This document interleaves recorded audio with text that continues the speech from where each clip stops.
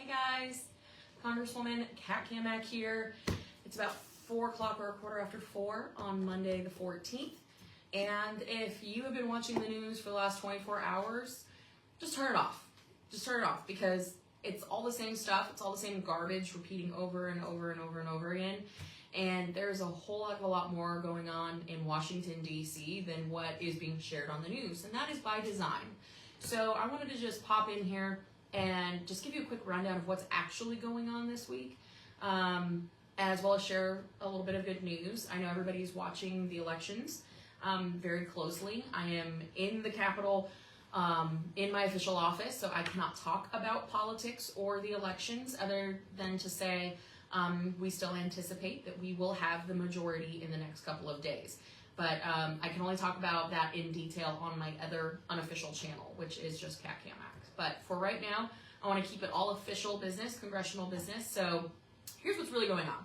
So this is the first week of freshman orientation. So for all of those new members that got elected, they are here in Washington, D.C. going through all of their trainings, their security trainings, their House rules and ethics, and getting all their offices and everything set up. So it's a very long process. It takes a member a really long time, especially if they're very green, they've never served, or know nothing about Washington.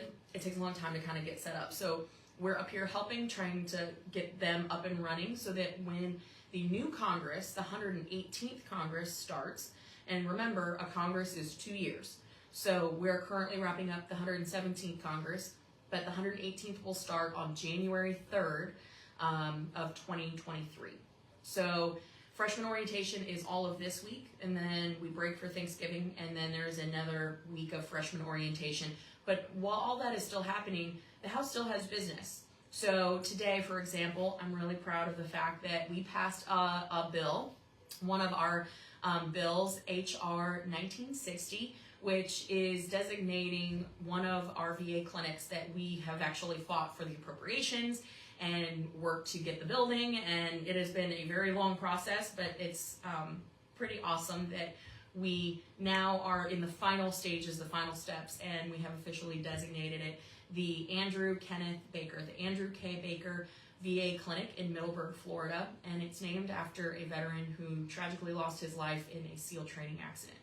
And it was 17 years of service that he gave to this nation. I've gotten to know his wife, his widow, Tina Baker, pretty well over the years, and she herself served as well as her husband and her son. And so she has been an incredible friend who I couldn't say enough good things about. And today is an awesome, awesome tribute to not just her husband, but to her family, because they truly have given so much to this country. So to name this clinic after her husband, who lost his life in active duty, it means a lot. And it means a lot to the Clay County community, which I absolutely love. There's so many veterans that are able to now take advantage of the services at that VA clinic, whereas before we didn't have one in Clay County. And so today is really a culmination of years of work, starting back in 2015 when we were actually able to secure the appropriations for this project, and then went through an entire process of finding a building, and it was a painstakingly frustrating process.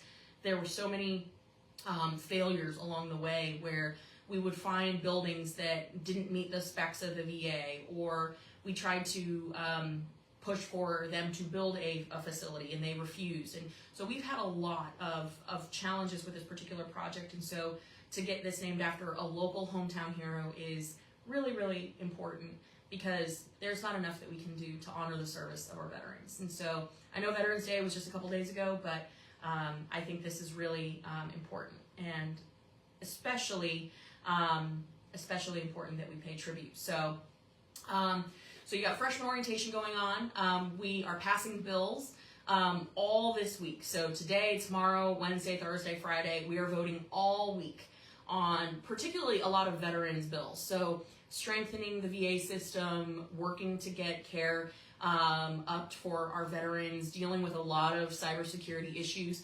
So that is what's on tap for this week in terms of legislation. There's going to be a couple of more big ticket items, but I think it's important that you guys know that even when you see everything that's going on in the news about leadership and all these big things that are happening, right? Actual real work is still happening and going on. And so when I turned on the news today, I got really frustrated because they kept replaying this whole thing about the leadership races. And I'm like, well, there's only one person running right now. And so it's turned into a lot of drama, and unnecessarily so. We don't know the final numbers of what it's going to be up here in terms of our majority. So first order of business is we've got to make sure that we get folks across the finish line. Second, we are going to have to remain one team, one mission. That is 100% something that we have to do. And in the midst of all of this going on, there's still committee work going on. So a huge thing that's happening tomorrow is actually Homeland Security, my committee. We have Homeland Security Secretary Alejandro Mayorkas and FBI Director Wray coming before my committee to testify. And so this is really our moment to show just how much negligence has been demonstrated and at what cost. And so we have been very busy preparing for that hearing. It's a very big hearing. I encourage you all to watch tomorrow. We'll be posting up the links to this, but that is happening tomorrow. We have government funding issues coming up. You know, Speaker Pelosi is the speaker until January 3rd. And so she's going to try to play all kinds of games with government funding, which could ultimately lead to a shutdown right before Christmas, which is a very typical game and strategy that she has employed in years past. So that's one of the things that we are working to try to avoid, is empowering her. I want her to know that her time as speaker is not only over, but the games that she plays with people's lives and their livelihoods can no longer and will no longer be tolerated. So we have to be very mindful that we have got to, one, fund the government, but we're not going to do it at the expense of all the crazy extracurricular funding things that they want to throw at it. A great example is when they said, we're going to fund the government on September 28th, 29th. But then they put in $12 billion for Ukraine. Like, what are you doing? The other thing that I've heard is that they could potentially do a massive Ukraine package and then try to attach it to normal government function spending. So these are all things that we're having to work through. Of course, you are probably hearing about Biden meeting with Xi Jinping, and not a single mention of the gross human rights violations, the genocide that is occurring there, not a single peep out of the White House. But they wanted to talk about climate. So they're cool talking about the climate, but not about human rights violations and an active genocide going on in China. It's just disgusting. Rest assured that will not be forgotten. Also, I'm sure you heard about Mexico releasing an anti-drug ad, but they used footage from Philadelphia. Today, 300 people will die from fentanyl poisoning. And that is incredibly relevant to the border crisis that we're experiencing, because the materials are coming from China. They're being smuggled, produced as a drug in Mexico and then smuggled across the open border that Biden allows and continues to allow to be open. 300 people in this country will die today. 300 will die tomorrow from fentanyl poisoning because of the open Biden border that we have. And I think that tomorrow, this hearing that we're having with Alejandro Mayorkas and FBI Director Wray, that will be highlighted over and over and over and over again. It is unacceptable. This is not a Republican issue. This is not a Democrat issue. This is an American issue. And until we shut the damn borders down, people are going to continue to die. And Nancy Pelosi, for the record, has stopped multiple times, I think 8 times, she has stopped the Halt Fentanyl Act, which we have proposed on the House floor. My colleague Morgan Griffith, it's his bill. And each time that it has been brought to the floor for a vote, Nancy Pelosi has stopped it.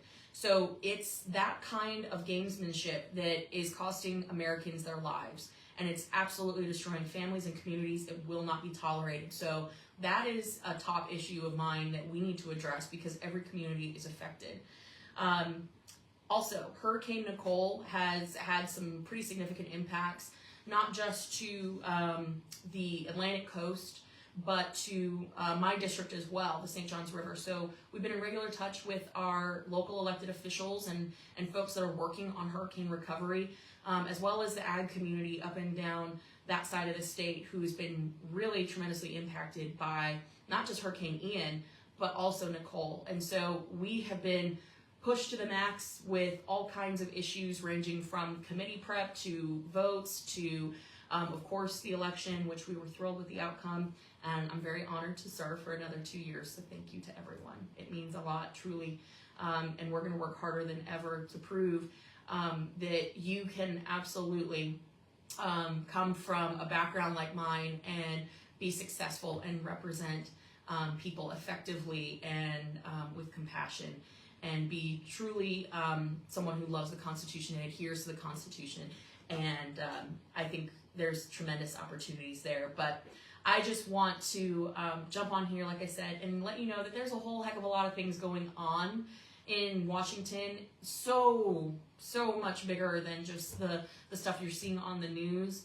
And so stay tuned. We will be talking, like I said, about that hearing tomorrow. I encourage you to watch it live. But there's a lot going on up here beyond just what's on the headlines. So keep the faith. I am extraordinarily optimistic, and I encourage you to be the same. There's a lot that we have to be grateful and thankful for, and so many good things that are around the corner. So don't feel the doom and gloom. I know that that's everything that is drawing people to their TV stations right now, but trust me, there's a lot of really good things going on. So stay tuned, stay vigilant, and we will be talking to you soon. Take care, guys.